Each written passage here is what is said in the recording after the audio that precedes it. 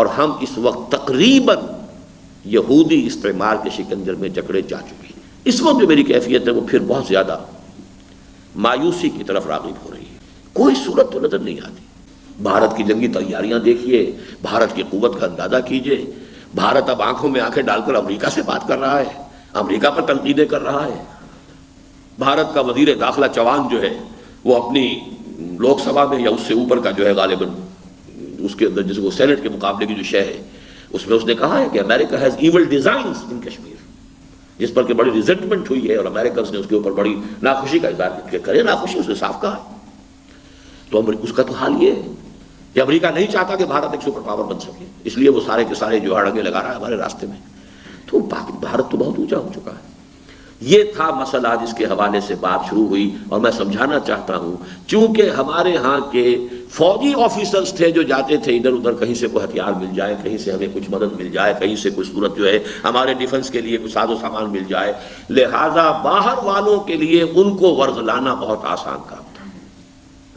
ایوب خان کو ورغلایا کہ جس اسمبلی نے قرارداد مقاصد پاس کی ہے اس اسمبلی کا گلا جب تک نہیں گھٹے گا ہمیں اطمینان نہیں آ سکتا۔ دستور ختم، دستوریہ ختم، نہ رہے بانس نہ بجے بانسری۔ اور اس کے بعد سے جو اس ملک کی قومی زندگی کو ڈی اسٹیبلائز کیا، اب یہ سب خارجی اثرات ہیں۔ اس کو تو میں بہت تفصیل سے آپ کے سامنے رکھ چکا ہوں بہت سی تقریروں میں کہ اب جو آ رہا ہے مالیاتی استعمار۔ 500 برس پہلے دنیا میں کولونیلزم آیا تھا، لیکن وہ کولونیلزم جو یورپ کی مختلف استعماری طاقتوں نے افریقہ اور ایشیا کے ممالک میں آ کر اپنی حکومتیں بنائی تھیں، اس کی نوعیت کچھ اور تھی۔ اب جو نیا استعمار آ رہا ہے اس کی نوعیت کچھ اور ہے۔ وہ استعمار تھا براہ راست قبضہ، حکومت، اپنی فوج رکھنی ہے۔ ڈچ آ گئے، ملایا، انڈونیشیا، وہ جو بھی ہے، سماٹرا، جاوا، اور ہندوستان میں پہلے برطانوی بھی آئے، فرانسیسی بھی آئے، ڈچ بھی آئے، ہوتے ہوتے برطانیہ رہ گیا، باقی سب جو ہیں وہ یہاں سے جانے پہ مجبور ہو گئے۔ مختلف لوگ آئے، انہوں نے براستہ اپنی حکومتیں قائم کی براہ راست۔ اب جو آ رہا استعمار وہ حکومتیں قائم کرنے کا قائل نہیں ہے۔ حکومت قائم کریں گے، اپنی فوج رکھنی پڑے گی، 100 کھکھیڑ بول لینے پڑیں گے، مقامی تحریکیں جو ہیں ان کو دبانا پڑے گا، پولیس ایکشنز کرنے پڑیں گے۔ ضرورت کیا ہے؟ پوری دنیا کو اپنے مالیاتی استعمار، ورلڈ بینک، IMF کے شکنجے میں کس لو۔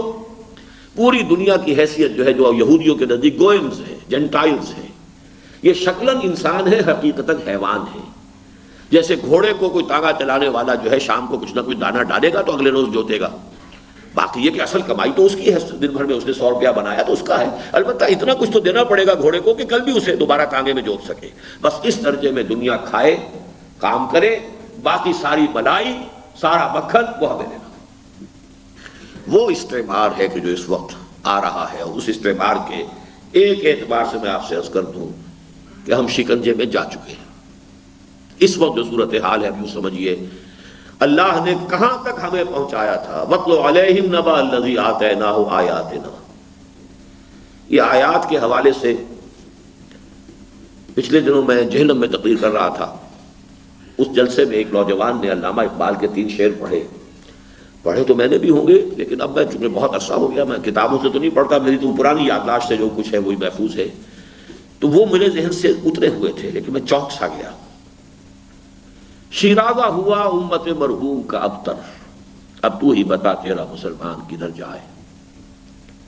وہ لذت آشوب نہیں بحر عرب میں، جو مجھ میں ہے پوشیدہ وہ طوفان کدھر جائے۔ میں تو حیران رہ گیا، علامہ اقبال کس کیفیت میں ہوتے تھے، اس کا اندازہ کیجیے شعر۔ وہ لذت آشوب نہیں بحر عرب میں، جو میں کہتا ہوں آج بار بار کہتا ہوں، عالم عرب گیا، اسرائیل کے انگوٹھے تلے ہیں، امریکہ کی جیب میں، جدید استعمار کے بندوں میں پھنس چکا ہے۔ اقبال اس وقت کہہ رہے ہیں وہ لذت آشوب نہیں بحر عرب میں۔ اس شعر کو سمجھیے کہ اگر فرض کیجئے پاکستان کے یہ جو موجودہ پاک دریاؤں میں طغیانی آئے، طوفان آئے، پانی جائے گا کہاں؟ آخر کار دریائے سندھ سے ہوتا ہوا آخر جائے گا بحر عرب کے اندر۔ اس میں وہ ظرف ہی نہیں رہا کہ وہ اس طوفان کو جھیل سکے جو میرے اندر مضمر ہے۔ وہ لذت آشوب نہیں بحر عرب میں، جو مجھ میں ہے پوشیدہ وہ طوفان کدھر جائے۔ اور آخری شعر، اب علامہ اقبال اپنے بارے میں کہہ رہے تھے، مجھے تو اس میں اپنی تصویر نظر آ رہی ہے. اس راز کو اب فاش کرے روح محمد، آیات الہی کا نگہبان کدھر جائے. وہ آیات الہی، وَاتْلُ عَلَيْهِمْ نَبَأَ الَّذِي آتَيْنَاهُ آیَاتِنَا. اس راز کو اب فاش کرے روح محمد، آیات الہی کا نگہبان کدھر جائے. یہ ہے اصل میں وہ کیفیت. صورت یہ ہے کہ ہمیں وہ اونچا مقام دیا گیا تھا اور ہم اس وقت تقریباً یہودی استعمار کے شکنجر میں جکڑے جا چکے ہیں. میری اس وقت جو کیفیت ہے، میں نے بارہا مختلف مواقع پر یہ بات کہی ہے کہ انسان میں اپس اینڈ ڈاؤنز آتے رہتے ہیں. اسی کو اہل تصوف کی اصطلاح میں قبض اور بسط بھی کہا جاتا ہے. کبھی طبیعت میں انشراح سا ہوتا ہے، امید کی کیفیت زیادہ ہو جاتی ہے، آدمی کو خود اعتمادی بھی محسوس ہوتی ہے. کچھ حالات کے اندر بھی بجائے تاریک پہلوؤں کے کچھ اگر روشن پہلو ہیں تو نظر آنے لگتے ہیں. یہ بسط کی کیفیت کہلاتی ہے، شرح، انشراح اور بسط. اور کبھی انسان کے اوپر کچھ نا امیدی سی طاری ہو جاتی ہے اپنے بارے میں بھی کہ میرے اندر کیا صلاحیت ہے، کچھ نہیں ہے، میں کیا کر سکوں گا، کچھ نہیں کر سکتا. آپ کے اندر بھی جو تاریکی کے رخ ہیں وہ زیادہ نمایاں ہو جاتے ہیں. تو نا امیدی اور امید، جیسے کہ حدیث میں بھی آیا ہے کہ ایک بندے کا مقام اللہ تعالیٰ کے ساتھ یہی ہے، بین اور رجا، خوف اور رجا کے بین بین رہنا چاہیے. تو آدمی ان دونوں کے درمیان کبھی امید اور کبھی ذرا نا امیدی کسی کیفیت جو ہے عام طور پر آدمی اس میں آسیلیٹ کرتا ہے. اس وقت جو میری کیفیت ہے وہ پھر بہت زیادہ مایوسی کی طرف راغب ہو رہی ہے. کوئی صورت تو نظر نہیں آتی، کوئی صورت نظر نہیں آتی، کوئی امید بر نہیں آتی. یعنی یہ کہ حالات دن بدن خراب سے خراب تر، تباہی معلوم ہوتا مقدر ہے. وہی بات جو میں نے کہا تھا کہ میں اس مقام پر آ کر لڑکھڑا جاتا ہوں. وہ سورہ توبہ کی ان آیات میں فَعَقَبَهُمْ نِفَاقًا فِي قُلُوبِهِمْ إِلَىٰ يَوْمِ يَلْقَوْنَهُ. کیا یہ فیصلہ ہمارے بارے میں اللہ تعالیٰ کے ہاں ہو چکا؟ علامات نفاق تو پوری کی پوری موجود ہیں. نفاق باہمی کا نقشہ جو ہے وہ تو علم نشرہ ہے، نگاہوں کے سامنے. کیا إِلَىٰ يَوْمِ يَلْقَوْنَهُ کا فیصلہ بھی ہو چکا؟ اسی طرح اس آیت میں بھی فَكَانَ مِنَ الْغَابِرِينَ ہو گیا. کیا یہ آیت بھی 100% ہمارے حالات پر منطبق ہو گئی ہے؟ وَاتْلُ عَلَيْهِمْ نَبَأَ الَّذِي آتَيْنَاهُ آيَاتِنَا فَانسَلَخَ مِنْهَا فَأَتْبَعَهُ الشَّيْطَانُ فَكَانَ مِنَ الْغَاوِينَ وَلَوْ شِئْنَا لَرَفَعْنَاهُ بِهَا وَلَكِنَّهُ أَخْلَدَ إِلَى الْأَرْضِ وَاتَّبَعَ هَوَاهُ. اور یہ جو کتے کی مثال دی گئی ہے، ہمارا حال جو ہے، امریکہ پچکار لے تب بھی اسی کا پاؤں چاٹ رہے ہیں، اور وہ ہمیں دھتکار دے تب بھی اسی کا پاؤں چاٹ رہے ہیں. کم سے کم یہ نقشہ جو کتے کا ہے، پالتو کتے کا، وہ تو جو کا تو ہمارے اوپر رہے. کہاں جائیں اور جائیں کدھر؟ خاص طور پر جب سے دنیا یونی پولر ہو گئی ہے، کیا کریں؟ اپنے پاؤں پر ہم نے کھڑے ہونا سیکھا نہیں، پہلے دن سے نہیں سیکھا. اللے تللے کیے، امداد کے سہارے عیش کیے، قرض کی پیتے تھے میں اور یہ کہتے تھے کہ ہاں رنگ لائے گی ہماری فاقہ مستی، ایک دن وہ رنگ لا رہی ہے. اب ہمارا سٹینڈرڈ اونچا ہے، ہندوستان کا سٹینڈرڈ نیچا ہے، بہت خوش ہو رہے تھے. لیکن ہندوستان نے اپنا انفراسٹرکچر بنایا، کوئی شے آسودگی کی، کوئی شے آسائش کی، کوئی عیاشی کی امپورٹ نہیں ہونے دی. اپنے ملک میں بناؤ تو استعمال کرو.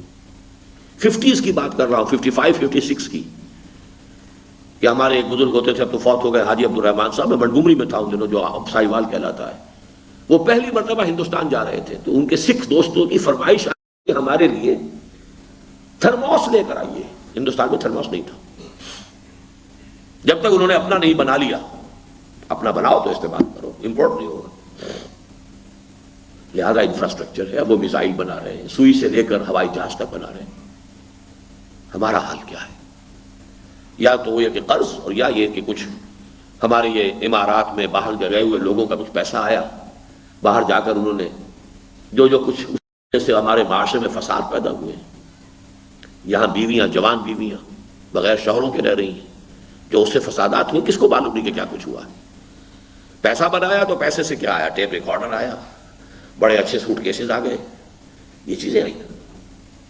اس سے بھی ہم نے اپنا کوئی انفراسٹرکچر یہاں پر بنانے کی کوشش نہیں کی. تو کیا ہے؟ فمثلہ، اب ہمارے پاس سوائے چارہ کیا ہے؟ میرا یہ حال بوٹ کی ٹو چاٹتا ہوں میں، ان کا یہ حکم دیکھ میرے فرش پر نرین۔ یہ حال ہمارا اور امریکہ کا ہے، یہ حال ہمارا اور IMF کا ہے، یہ حال ہمارا اور ورلڈ بینک کا ہے۔ وہاں سے انسٹرکشنز آتی ہیں، وہاں سے احکام آتے ہیں، اور حال یہ ہو چکا ہے کہ اب یہ خبر دی گئی ہے کہ اگلے مالی سال میں 70% of total revenues of Pakistan will be used in debt servicing، سود میں جائے گا 70% کل آمد۔ تو ایک تو اندیشہ یہ ہوتا ہے کہ شاید صورتحال جو ہے وہ آخری درجے کو پہنچ چکی ہے، لیکن جیسا کہ میں نے بارہا عرض کیا ہے، جب تک سانس تب تک آس، اور آس نہ بھی ہو تب بھی احساس فرض تو ہے کہ کرنا ہے، ہم بری نہیں ہو سکتے۔ اول تو یہ کہ آج ہی میں نے خاص طور پر نوٹ کی ہیں آیات، یا عباد الذین اسرفوا علی انفسہم لا تقنطوا من رحمت اللہ ان اللہ یغفر الذنوب جميعا۔ اے میرے وہ بندو جنہوں نے اپنے اوپر ظلم کیا ہے، زیادتیاں کی ہیں، اللہ کی رحمت سے مایوس نہ ہو، اللہ تمام گناہ معاف کرنے کا اختیار رکھتا ہے۔ ضرورت اس بات کی ہے کہ خلوص کے ساتھ توبہ کی جائے، اس کا میں بعد میں عرض کروں گا کہ اس کے کیا تقاضے ہیں، لیکن بہرحال یہ آیت مبارکہ جو ہے یہ ہمارے لیے ڈھارس بندانے کے لیے، یا جو سورہ یوسف میں فرمایا لا تیاسوا من روح اللہ، اللہ کی رحمت سے، اللہ کے فیضان سے مایوس نہیں ہونا چاہیے۔ کوئی عجب نہیں، کیونکہ اگرچہ ایک مرتبہ ہوا ہے تاریخ میں حضرت یونس علیہ السلام کا معاملہ، عذاب کے آثار شروع ہونے کے بعد توبہ قبول کر لی گئی، لیکن اس کی لازمی بات کیا تھی؟ پوری آبادی جو ہے توبہ کرنے کے لیے باہر آ گئی تھی، چیختے ہوئے، چلاتے ہوئے، گڑگڑاتے ہوئے۔ اور اس کا اصل سبب کیا تھا؟ یہ ڈیبٹ کریڈٹ کا معاملہ ہے۔ اصل میں رسول سے ایک ایسی اجتہادی خطا ہو گئی تھی جس کا کریڈٹ مل گیا قوم کو۔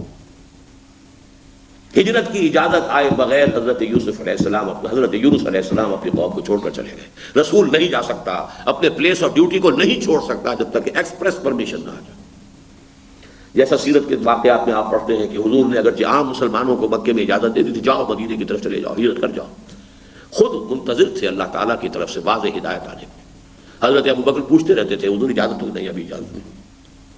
حضرت عائشہ فرماتی ہے ایک روز دوپہر کے وقت حضور اپنے چہرے کو ڈھانپے ہوئے کپڑے میں تشریف لائے، اور یہ بڑی غیر معمولی سی بات تھی۔ آتے ہی آپ نے فرمایا کہ ذرا سب کو ہٹا دو، تم سے تخلیے میں بات کرنی ہے۔ تو حضرت ابوبکر نے عرض کیا یہاں ہے کون؟ یہ آپ ہی کی تو گھر والی ہے۔ حضرت عائشہ سے نکاح تو ہو چکا تھا۔ بہرحال وہاں آپ نے فرمایا کہ اجازت آ گئی۔ تو اجازت کے بغیر رسول اپنی جگہ چھوڑ نہیں جا سکتا۔ بس یہ ایک خطا ہوئی ہے حمیت حق کے جوش میں، اس جوش کے اندر آ کر وہ اپنی قوم کو چھوڑ کر چلے گا۔ یہ مردود قوم اب ہلاک ہو کر رہے گی، اور عذاب کے آثار شروع ہو چکے تھے، لیکن یہ کہ قوم جو ہے اس نے جب دیکھا کہ یہ تو واقعی جو کہا تھا یونس نے وہ پورا ہوتا نظر آ رہا ہے، توبہ کی۔ تو اگرچہ اس قوم کو تو یہ کریڈٹ ملا ہے رسول کے ایک ڈیبٹ کے مقابلے میں، تو میں کبھی سوچتا رہا ہوں کہ ہمیں کس چیز کا کریڈٹ ملے گا؟ ہے ایک شے کا کریڈٹ جو ہمیں ملے گا، ہمارے پاس کوئی رسول تو نہیں آیا نا، ہمارے رسول صلی اللہ علیہ وسلم براہ راست تو ہمیں موجود نہیں ہے نا، ہم پر اتمام حجت جو ہے حضور نے بنفس نفیس تو نہیں کیا ہے نا۔ چنانچہ یہ فرق تو رکھا گیا ملحوظ، جس قوم میں سے حضور تھے صلی اللہ علیہ وسلم اس قوم کو معاف نہیں کیا گیا، ایمان نہیں لاؤ گے سب قتل کر دیے جاؤ گے، فَإِذَا انْسَلَخَ الْأَشْهُرُ الْحُرُمُ فَاقْتُلُوا الْمُشْرِكِينَ حَيْثُ وَجَدتُّمُوهُمْ۔ لیکن دوسری قوم کے لوگوں کو اس حکم سے مستثنی رکھا گیا ہے۔ یؤتُوا الْجِزْيَةَ عَنْ يَدٍ وَهُمْ صَاغِرُونَ، تم چھوٹے ہو کر رہ سکتے ہو، یہودی عیسائی ہوتے ہوئے رہ سکتے ہو اسلامی ریاست کے اندر، تمہیں یعنی یہ کہ یا اسلام یا قتل، یہ بات تمہارے لیے نہیں ہے۔ تو ہمیں بھی اللہ تعالیٰ اس پہ کریڈٹ دے دے۔ تو اب اصل بات جو ہے سوچنے کی وہ یہ ہے کہ اس نا امیدی کے اندھیاروں میں ایک تو یہ کہ وہ جو پیشن گوئیاں ہیں حضور صلی اللہ علیہ وسلم کی، جو قرآن کا سغرا کبرا ہے کہ اللہ نے حضور کو بھیجا تھا دین کے غلبے کے لیے، اور بھیجا تھا پوری نوع انسانی کے لیے، اس کا منطقی نتیجہ یہ نکلتا ہے کہ کل عالم انسانیت پر اللہ کے دین کا غلبہ ہو کر رہے گا۔ اور نمبر دو یہ کہ صریح پیشن گوئیاں ہیں جن میں اس وقت میں تفصیل سے جانے کے لیے تیار نہیں، ان کا سہارا لے کر ہم یہ کر سکتے ہیں کہ سنبھلنے دے مجھے نا امیدی کیا قیامت ہے کہ دامان خیال یار چھوٹا جائے ہے مجھ سے، باقی اصل شے جو وہ اپنا احساس فرض ہے۔ اب میں جو